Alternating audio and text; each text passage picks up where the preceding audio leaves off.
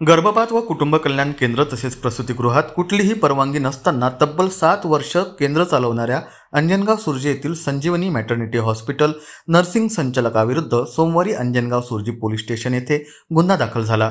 विशेषतः 2018 मध्ये जिल्हा शल्य चिकित्सकाकडे गर्भपात केंद्रासाठी आलेला प्रस्ताव तपासणी दरम्यान बेदखल झाला होता। पोलीस सूत्रानुसार डॉक्टर युवराज पाटील असे गुन्हा दाखल झालेल्या डॉक्टरांचे नाव आहे।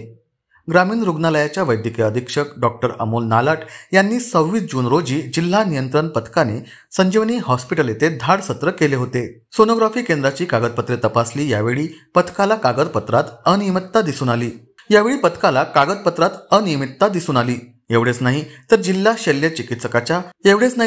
शल्य चिकित्सकाच्या विना परवानगीने हे सोनोग्राफी केंद्र सुरू असल्याचे दिसून आले होते। एवढेच नाही तर जिल्हा नियंत्रण पथकाने हे केंद्र सील करून पुढील कारवाई आरंभली होती। रुग्णालयात MPCB रजिस्ट्रेशन सर्टिफिकेट आढळून आले नाही। फायर ऑडिटचा रेकॉर्ड उपलब्ध नव्हता। रुग्णांची नियमबाह्य शस्त्रक्रिया केल्याबाबतचे दस्तावेज पुरावे तपासणी पथकाला पंचनामा कारवाई दरम्यान मिळाले। एवढेच नाही तर बंदी घातलेल्या औषधीचा साठा आढळून आला। पथकाला कागदपत्रे देण्यास टाळाटाळ करून रुग्णालयाने पथकाला कागदपत्रे देण्यासही टाळाटाळ केली। बॉम्बे नर्सिंग होम कायद्याअंतर्गत जिल्हा शल्य चिकित्सक यांची परवानगी व नोंदणी न करता हे रुग्णालय चालवले जात होते।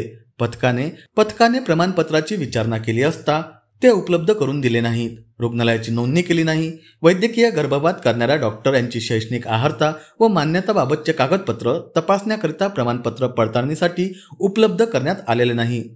रुग्णालयावर जिल्हा नियंत्रण पथकाने 26 जून रोजी ही कारवाई केली होती। अखेर 8 जुलैला रुग्णालय संचालक डॉक्टर युवराज पाटील यांच्यावर गुन्हे दाखल करण्यात आले। विदर्भ मतदारसाठी रवींद्र वानखडे, अंजनगाव सुर्जी।